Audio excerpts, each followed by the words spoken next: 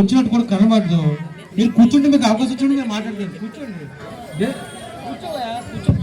కూర్చోాలా కూర్చో.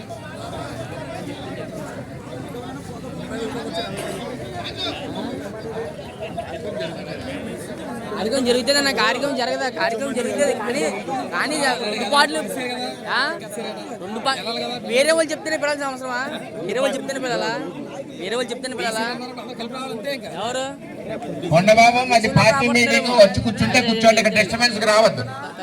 తెలుసా? తెలుసు తెలుసు. మాస్కులు తెప్పిస్తున్నాం తెలుసా?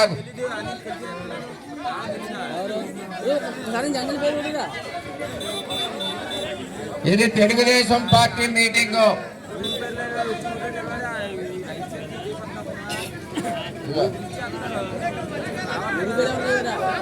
ఈరోజు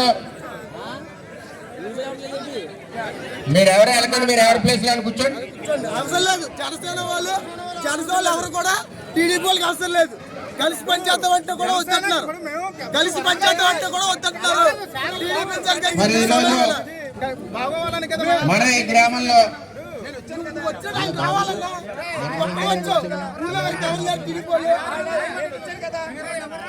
మన అమీనాబాద్ లో మనం చాలా కార్యక్రమాలు చేస్తా ఉన్నాం. మనం మీకు ఒకటి విషయం చెప్పాలి. 2009లో మొదటిసారి మనకి ఇక్కడ పోటీ చేసినప్పుడు మనం 1000 ఓట్ల తేడాతో ఓడిపోయాం. అలాగే అప్పుడు ఒకరు గెలిచారు. ఎవరు గెలిచారో మీకు తెలుసు. 2009 నుంచి 2014 వరకు మనం ప్రతిపక్ష పాత్ర పోషించాం.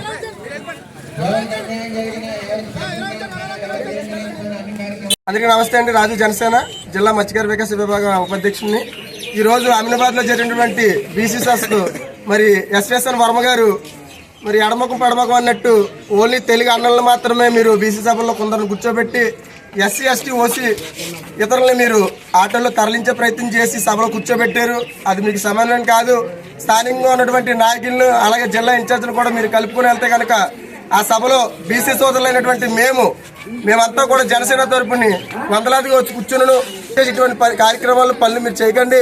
అధిష్టాన నిర్ణయం ప్రకారం పవన్ కళ్యాణ్ గారు, చంద్రబాబు నాయుడు గారు ఇచ్చినటువంటి ఆదేశాలని మీరు నడుచుకుంటూ వెళ్తే బాగుంటుంది. సభకు మేము వెళ్తూ ఉంటే అక్కడ వందలాదిగా ఉన్నటువంటి ఇతర కులాలకు సంబంధించి వచ్చినటువంటి సోదరులు అందముందు కూడా బీసీ సోదరులైన మమ్మల్ని మీరు జనసేన వాళ్ళు మీరు రాకూడదన్నారు. ఈ మాటను జనసేన తరపు నుంచి తీవ్రంగా ఖండిస్తున్నాం. దీన్ని గౌరవించినటువంటి చంద్రబాబు నాయుడు దృష్టికి కూడా మేము తీసుకెళ్తామని కోరుకుంటున్నాం. జై బీసీ, జై జనసేన.